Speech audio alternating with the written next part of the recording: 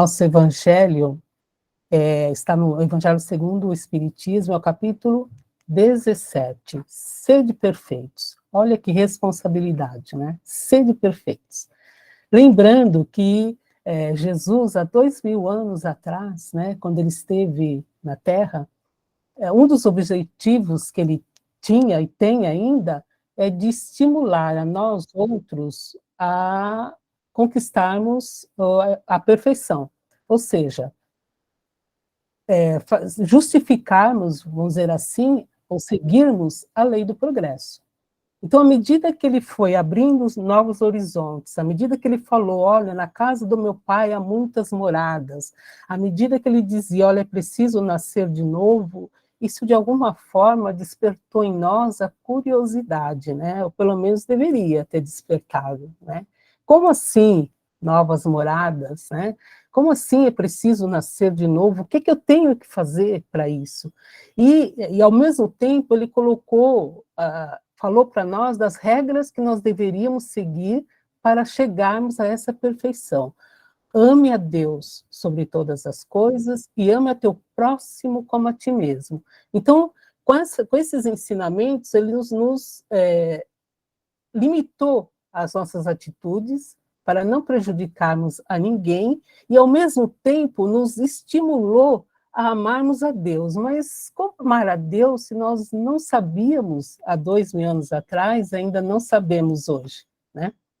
Ou seja, vamos progredir, né? É o que Jesus estava dizendo, olha, vamos progredir, vamos abrir os horizontes para amar a Deus, e que vocês saibam o que significa Deus, porque Jesus, ele dizia, olha, conforme o seu entendimento de Deus e conforme o nosso entendimento, né? No Pai Nosso, aquilo que é comum, ele dizia Pai Nosso. Aquilo que estava restrito a cada um de nós é conforme o seu entendimento de Deus. E aí, cada vez mais nós temos essa curiosidade de entender o que seja Deus. Mas, de novo, a grandeza de Deus e de Jesus, ele disse, olha, não há como você amar a Deus se você não amar o teu próximo. Esse é o caminho, amarmos o nosso próximo. E quando ele diz, né, sede perfeitos, olha só como os espíritos superiores, eles resumem numa única frase, tamanho ensinamento que a gente fala, nossa, não entendi nada, né? Isso é uma característica dos espíritos superiores. Falam pouco e com uma profundidade que a gente fica assim, né? Como, né? Ou seja, sede perfeitos. Mas, para nós espíritas, né, ganhamos um presente da codificação, porque Allan Kardec colocou no Evangelho segundo o Espiritismo um capítulo inteiro com esse nome, Sede Perfeitos, para facilitar a nossa vida, né? Então, aquela frase de Jesus que nós não entendíamos há um tempo atrás, né? O que significa perfeição? Aí os espíritos vão dando uma dica para a gente, né? Conforme nós formos evoluindo, nós vamos perceber que falta muita coisa ainda, mas por enquanto tá bom. Se nós conseguirmos praticar tudo que está nesse capítulo, olha, maravilha, né? Então, assim, ele começa esse capítulo 17 do Evangelho, sede perfeitos. E ele diz, sede, pois, vós outros perfeitos, como o vosso Pai Celeste é perfeito. Está lá em Mateus, capítulo 5, versículos 46 a 48. E tem aqui vários itens, caracteres da perfeição, o homem de bem. Depois leiam o que significa o homem de bem, né? Não é para desanimar, não, gente, é só para incentivar a nossa vida. Tem a listinha lá do que significa o homem de bem. Depois tem os bons espíritas, para nós, né? Espíritas. Somos espíritas? Somos espíritas? Sim? Somos, né? Ninguém vai dizer assim, ó, mais ou menos. Não, mais ou menos não. Nós somos espíritas. Né? Porque mais ou menos a gente não vai evoluir. Então, nós vamos todos os dias termos essa convicção. Sim, eu sou espírita. Sim, eu sou cristã. Tenho o dever, a virtude. Aí, o item 10. O homem no mundo. E é disso que nós vamos falar hoje. do homem no mundo. Essa mensagem foi dada por um espírito protetor no ano de 1863. Então, isso dá 160 anos atrás? 160 anos, né? Parece que foi hoje, tão atual que é essa mensagem. E esse espírito protetor começa dizendo: um sentimento de piedade deve sempre animar o coração daqueles que se reúnem sobre os olhos do Senhor. Bom, para que nós possamos entender realmente o que seja Deus, as leis de Deus nos colocaram para vivermos em sociedade. Porque Jesus já disse lá atrás: ame a teu próximo como a ti mesmo. Então, estamos vivendo em sociedade. Colocou também para nós a lei de adoração. Mas, para nós, espírita, nós estudamos, refletimos e percebemos que essa lei de adoração não significa que nós devamos ficar rezando 24 horas por dia, com aquela atitude, sabe, aquela... Não, sabe, essa lei de adoração é perceber a presença de Deus à nossa volta, em tudo que nos cerca. Esse sentimento de gratidão, de percepção do amor e da grandeza de Deus. É sermos capazes de olhar para o céu, uma lua cheia, e percebermos Deus. Sermos capazes de olhar agora, que nós estamos aqui reunidos, nessa telinha, e percebermos Deus no olhar de cada um, nessa energia que nos envolve nesse encontro, nessa reflexão do Evangelho. Sermos capazes de olhar o sorriso de uma criança, enfim, tudo que está à nossa volta, percebemos Deus. É esse sentimento de gratidão, esse sentimento de comunhão com Deus, que é a prece. Não é ficarmos orando N tempos, muito... Não, isso não precisa. Falamos há pouco do Evangelho do Lar, né? Que o Júlio até brincou depois que eu fui falar, simples assim. Mas né? Essa oração. Não precisa o Evangelho no Lar ficar horas, não, pouco tempo, mas com conteúdo, né? com reflexão.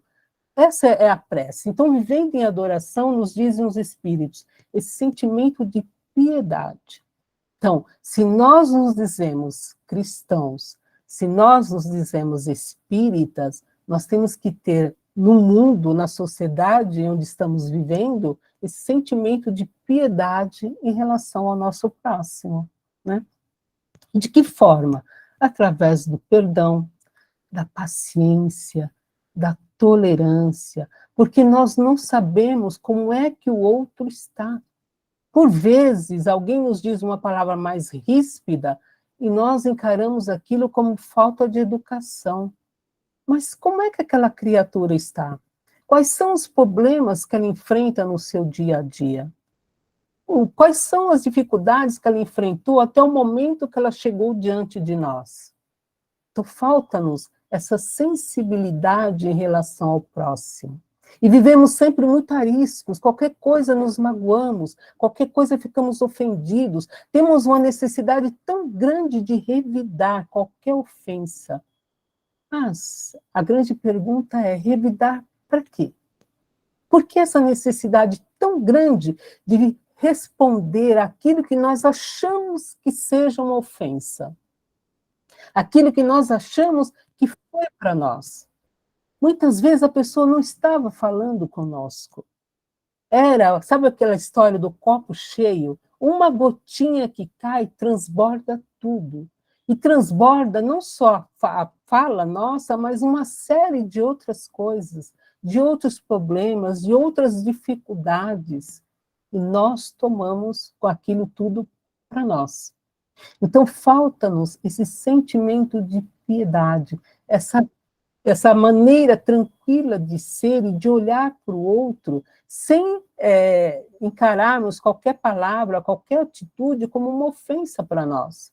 Não, não é. E ainda que fosse, nós não somos obrigados a aceitar, né? Ainda que o outro, por uma situação qualquer, tenha a intenção de nos magoar, de nos ferir, de nos ofender, nós não somos obrigados a aceitar. Nós podemos deixar passar, Toma um copo d'água, deixa para depois, depois eu respondo, vou pensar primeiro, né? Então é isso que nos falta, nós que somos cristãos vivendo no mundo. Diz mais o texto, né? Nós somos convidados a conviver com pessoas que pensam de formas diferentes. Aí isso me faz lembrar de uma questão do Livro dos Espíritos, que diz: qual é o primeiro direito natural do homem? O de viver. Olha, de novo, né? Os Espíritos respondem assim muito uma frase: o de viver. Mas o que é viver? Nós, espíritos imortais, nós temos o direito de nos colocarmos no mundo da maneira que nós somos. E nós, espíritos imortais, temos o dever de respeitar o outro da forma como ele é. Não podemos impor a nossa verdade, não podemos impor aquilo que nós achamos que é correto, nós temos que compreender, cada pessoa pensa de um jeito. Cada pessoa tem a sua história, cada pessoa tem os seus valores. Quantas encarnações nós já passamos e chegamos aqui hoje carregando hábitos milenares, hábitos de, por exemplo, criticar o outro sempre. Nós nem sabemos o que está acontecendo e nós já vamos criticando. A gente olha para uma pessoa assim, mais, né? Aquele sorriso, assim, mais o quê? Nós não sabemos, mas criticamos. Pior ainda, quando nós passamos adiante essa nossa impressão, né? Aí piorou tudo, né? Ou seja, são hábitos que nós estamos carregando. Todos nós carregamos esses hábitos milenares. Estamos nessa encarnação hoje para nos lapidarmos. E faz parte desse exercício, faz parte desse nosso trabalho, essa compreensão e aceitação do próximo da maneira como ele como ele se mostra. Mas o outro está errado? Não sei se ele está errado. O importante é que nós procuremos fazer o nosso melhor no nosso dia a dia. Esse é o nosso compromisso com a perfeição, com aqueles sede perfeitos que Jesus falou, né? Então, daí vem a avaliação, aproveitando que hoje, a última quinta-feira do ano, a última live do ano, então, para a próxima live, que já será na próxima semana, tá, no dia 5 ou 6, a próxima quinta-feira, nesse intervalo, vamos refletir sobre os nossos valores. Vamos pensar nesse último ano, para não ficar um exercício muito longo, vamos pensar nesse último ano, quais são os sentimentos que predominaram na minha vida. O que eu mais senti esse ano que passou? Foi a raiva? Foi o medo? Foi o rancor? O que mais eu senti? E vamos assumir conosco mesmo o propósito de sermos melhores no próximo ano.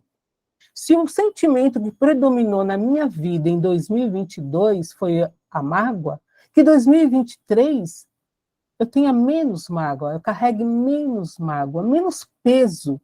Sabe, mágoa? Alguém já disse que carregar mágoa, carregar rancor, é como carregar um saco de pedras, né? As pessoas chegam para nos abraçar e não conseguem, porque nós estamos com aquele saco de pedra na frente.